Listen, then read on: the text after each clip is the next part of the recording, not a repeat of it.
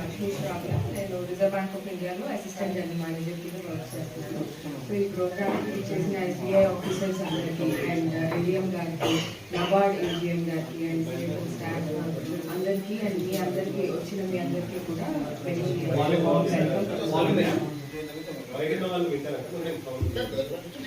So LDM గారు ఇందాక బ్రీఫ్గా చెప్పినట్టు అసలు ఎందుకు ఈ ప్రోగ్రామ్స్ కండక్ట్ చేస్తున్నాము అని అంటే సెంట్రల్ గవర్నమెంట్ అంటే గవర్నమెంట్ ఆఫ్ ఇండియా నుంచి ఏం చెప్పారు అని అంటే ప్రతి గ్రామ పంచాయతీలోనూ ఉన్న ప్రజలందరికీ కూడా ఈ సోషల్ సెక్యూరిటీ స్కీమ్స్ ఏవైతే ఉన్నాయో అంటే మనకి ఇప్పుడు చెప్పినట్టు ఇన్సూరెన్స్ స్కీమ్స్ 2 ఉన్నాయి and pension scheme Atal pension Yojana అన్న స్కీమ్ కూడా ఉంది. ఈ మూడిట్లోనూ ఎన్రోల్మెంట్స్ ఉన్నాయా లేదా అన్నది ప్రతి ఒక్కరికి చూసి వాళ్ళకు ఒకవేళ ఎన్రోల్మెంట్ లేకపోతే అక్కడికక్కడే బ్యాంక్ స్టాఫ్ కూడా ఉంటారు. అక్కడికక్కడే మీ అకౌంట్ నెంబర్ మీ దగ్గర ఉన్న డీటెయిల్స్ వాళ్ళకి చెప్తే మీకు ఎన్రోల్మెంట్స్ అన్నవి జరిగిపోతాయి. సో ఈ ఎన్రోల్మెంట్స్ ఎందుకు ఇంపార్టెంట్ అంటే ఈ ఇన్సూరెన్స్ స్కీమ్స్ ఏవైతే ఉన్నాయో అది డైరెక్ట్ గా గవర్నమెంట్ ఆఫ్ ఇండియా ఇచ్చే ఇన్సూరెన్స్ స్కీమ్స్. మీరు చిన్న చిన్న అమౌంట్స్ కడితేనే ఒకవేళ ఏదైనా అనుకోని సంఘటన జరిగితే మీ ఫ్యామిలీ మెంబర్స్ కి చాలా ఆదుకోవడం అనేది జరుగుతుంది ఈ ఇన్సూరెన్స్ స్కీమ్స్ వలన.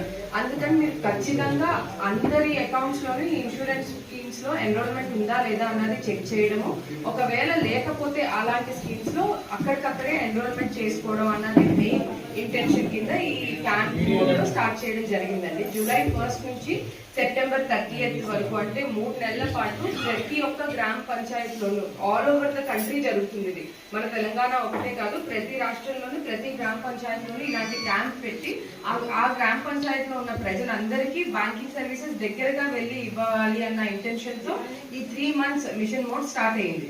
సో ఇప్పటికి ఆల్మోస్ట్ మనం ఎండింగ్ వచ్చేసాము. ఇంకా లాస్ట్ 15-20 రోజులు మాత్రమే ఉంది. సో ఇంకా మిగిలిన గ్రామ పంచాయతీ అన్ని కూడా ప్రతి డిస్ట్రిక్ట్ లోనే కవర్ చేయడం జరుగుతుంది.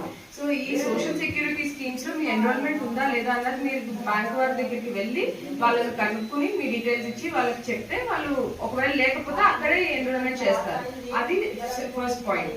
సెకండ్ థింగ్ ఏంటి అని అంటే కేవైసీ.